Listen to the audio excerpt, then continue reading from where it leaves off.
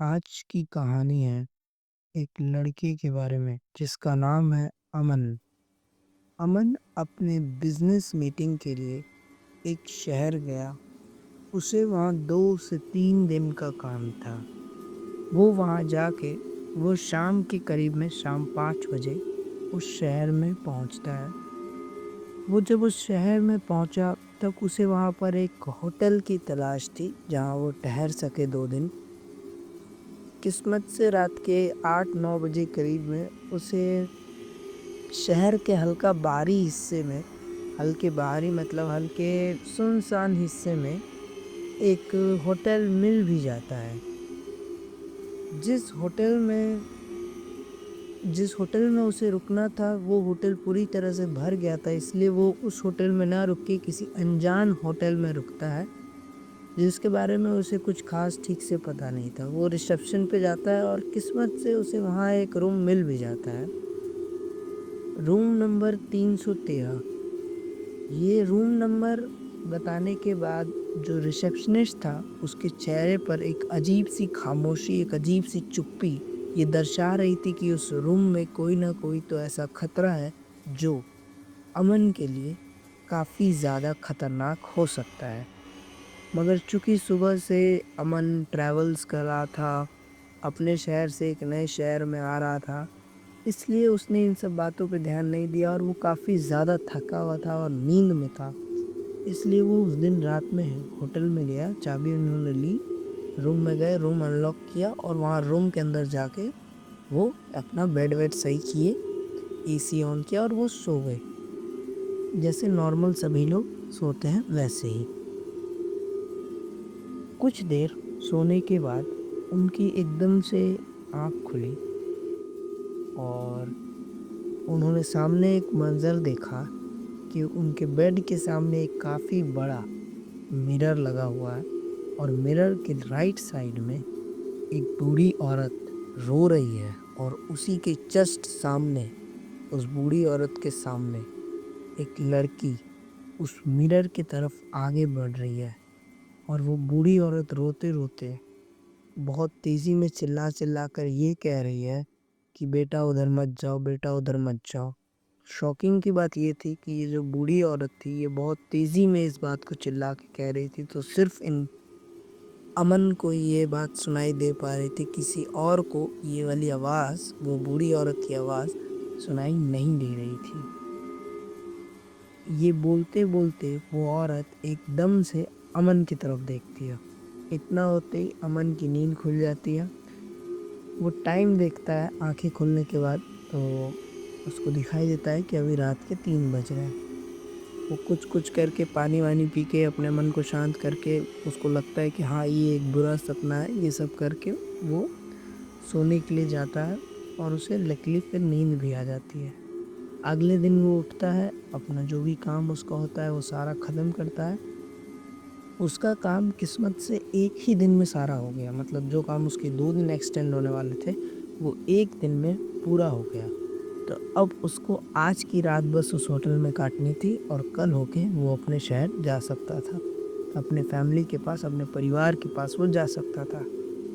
तो उसने आज पूरे दिन अच्छे से काम किया और एक आदत उसकी थी, जब भी उसका कोई काम हो जाता या फिर वो कोई काम करने जाता और वो पूरा उसमें सक्सेस उसको मिल जाती, या फिर वो काफ़ी एग्जॉस्ट, तो काफ़ी मेहनत करता पूरे दिन, तो वो रात में अपने आप को रिवॉर्ड देने के लिए या फिर एक खुशी मनाने के लिए वो क्या करता कि वो एक शराब पीता। वो अच्छे से शराब वराब पी के पार्टी वार्टी करके चिकन विकन खा के तब सोता। वो नॉन वेजिटेरियन था। तो जब रिसेप्शनिस्ट से उसने रूम की चाबी ली थी तो रिसेप्शनिस्ट ने उसमें 2-3 बातों का बोला था कि आपको रूम में जाने के बाद हो सके तो गाली गलौज फ़ोन पे या फिर ऐसे गाली गलौज नहीं करना है, और आपको एकदम सख्त मना किया था उसने कि आपको नॉनवेज या फिर अल्कोहल या फिर सिगरेट, इन 3 चीज़ों का तो यूज़ रूम में नहीं ही करना है। अब ये वार्निंग के बाद भी उसकी इस आदत के कारण उसकी एक ऐसी आदत बन गई थी, तो उसने बाहर से अल्कोहल लाया और वो रूम में लेके गया एंड उसने पिया आराम से रात के 12 बजे तक और चिकन भी खाया, चिकन मटन नॉनवेज आराम से खा के अब वो सो गया। सोने से पहले उसने नींद में शराब के नशे में फ़ोन उठाया और फ़ोन पे बिना किसी कॉल लगाए कुछ उसने गालियाँ दी, 2-3 बात बोल दी। गुस्से में वो हो सकता है पूरे दिन का किसी पे भड़ास निकाल रहा हो, तो उसने गुस्से में किसी को गाली-वाली दे दी, किसी को कुछ बोल दिया, ठीक है? फ़ोन पे ही। चूँकि वो शराब के नशे में था तो वो कुछ भी कर रहा था। ये सब करके वो सो गया, अपने बिस्तर पे गया, जाके सो गया। अचानक से उसकी आँख खुली एक अंधेरे कमरे में, जहाँ पे चारों तरफ से चीखें, चिल्लाने की आवाज़ आ रही थी, रोने की आवाज़ आ रही थी, अलग-अलग आवाज़ें आ रही थी। उस रूम के सामने एक ब्लैक कलर का डोर था। वो जैसे ही उस ब्लैक कलर के डोर के 2 कदम पीछे जाता है, उसके पास जाता है ब्लैक डोर के पास, उसके पास धड़, धड़, धड़, धड़, धड़, धड़ की आवाज़ आने लगती है, जैसा उस साइड से कोई उस डोर को पीट रहा हो, मतलब खोलने के लिए बहुत तेज़ी में। 2-3 मिनट तक काफ़ी आवाज़ें आती है धड़-धड़ की, तो ये इधर से पूछता है कौन है, कौन है, कौन है? जब उधर से कोई जवाब नहीं आता है, तो ये क्या करता है, गेट के पास जाता है और गेट को खोलने लग जाता है। गेट खोलते ही इसकी आँखें फिर से खुल जाती है और उसको समझ में आता है कि अच्छा ये आज सपना देख रहा था। और आज इसकी आँख खुली थी सुबह के 7 बजे करीब में, साढ़े 6-7 बजे करीब में। तो अब इसको अपना सारी तैयारी-वैयारी करके और अपने घर के लिए निकलना था। घर जाने के बाद इसका बिहेवियर काफ़ी चेंज सा होने लगा। 2-3 दिन इसने अपना काम अच्छे से किया, उसके बाद इसको हेल्थ इश्यूज़ आने लगे, जैसे इसको फ़ीवर काफ़ी ज़्यादा हो गया, इसको सर्दी होने लगी, इसको काफ़ी कोल्ड होने लगा, काफ़ी फ़ीवर होने लगा। काफ़ी जो होता है कि इसकी वाइफ़ ने काफ़ी कंप्लेंट्स की कि इसको फ़ीवर होता, काफ़ी चिड़चिड़ा रहने लगा, काफ़ी गुस्से में रहने लगा ये अमन। इनका स्वभाव काफ़ी ज़्यादा बदल गया था। उस रूम से आने के बाद, मतलब उस होटल से आने के बाद, उस शहर से आने के बाद, इनका जो ये अपना बेसिक स्वभाव था, ये काफ़ी बदल गया था। मतलब ये काफ़ी शांत किस्म के इंसान थे। वहाँ से आने के बाद अब ये काफ़ी ज़्यादा एक एग्रेसिव किस्म के, आक्रामक किस्म के इंसान हो गए थे।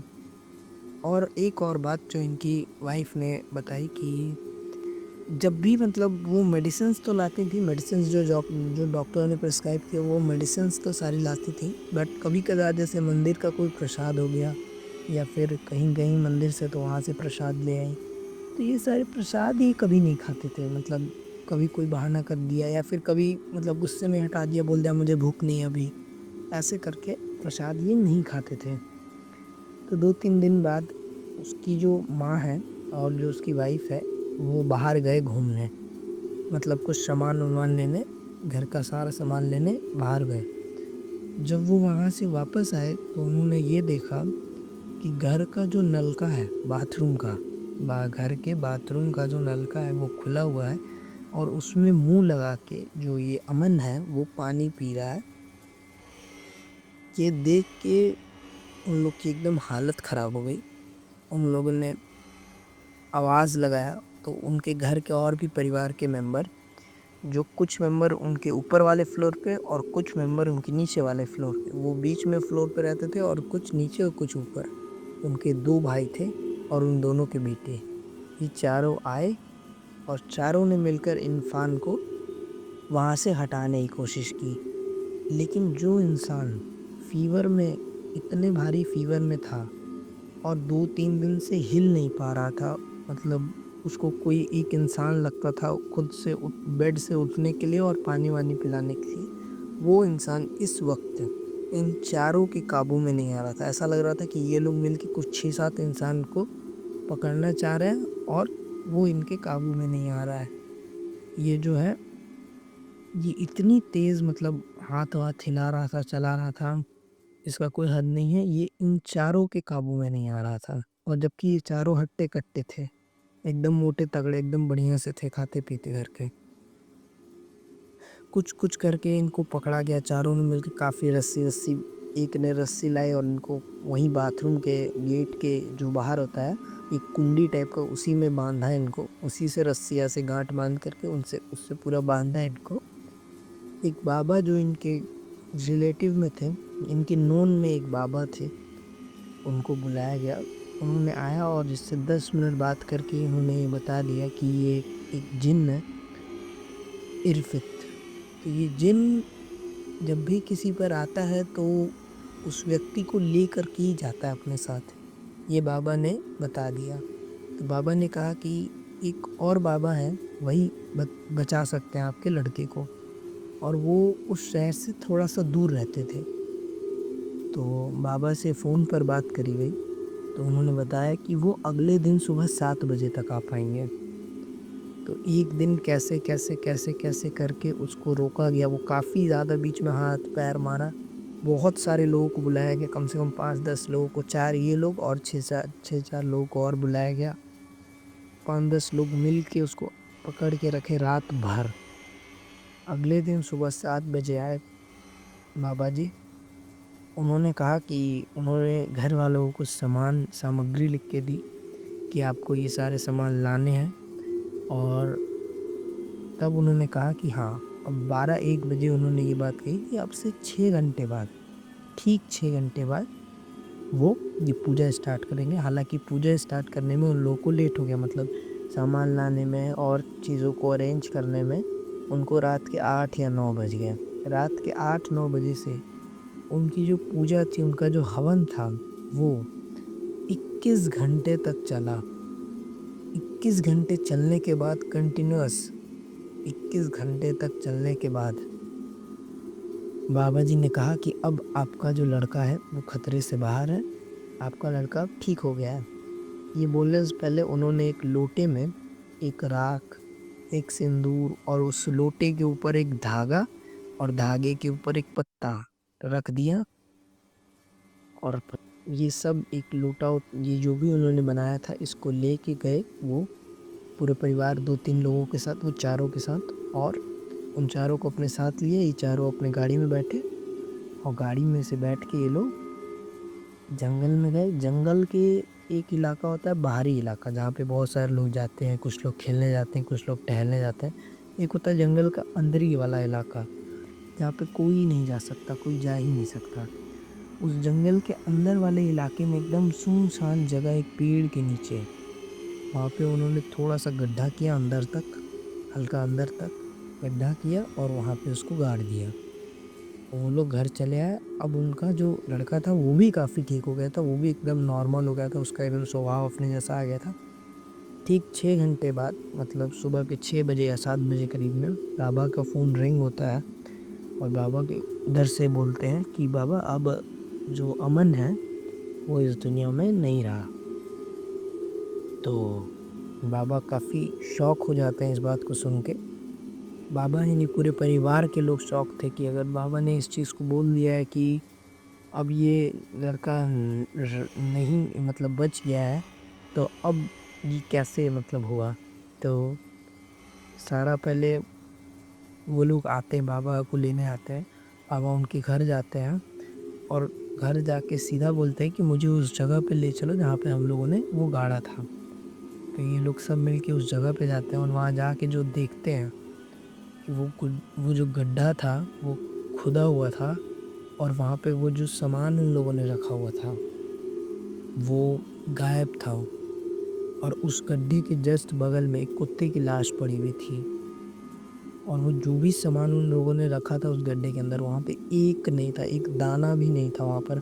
जैसे वहाँ पे जब रखते वक्त उन लोगों को सिंदूर के कुछ छींटे या टुकड़े हल्के से गिर गए थे उस मिट्टी पे जहाँ पे उन लोगों ने गाड़ रखा था, हल्का हल्का एकदम गिरा, तो वो सब भी नहीं था, एकदम साफ, जैसे वहाँ पे कुछ गाड़ा ही ना हो। और उनको एकदम उन लोगों ने क्रॉस का हल्का छोटा सा साइन बना दिया था, ताकि उनको वो याद रहे जब भी वो खोदे कि हाँ उन लोगों ने यहीं पे रखा था। तो इसीलिए उनसे ये गलती भी नहीं हो सकती थी कि वो गलत जगह खोद रहे हो।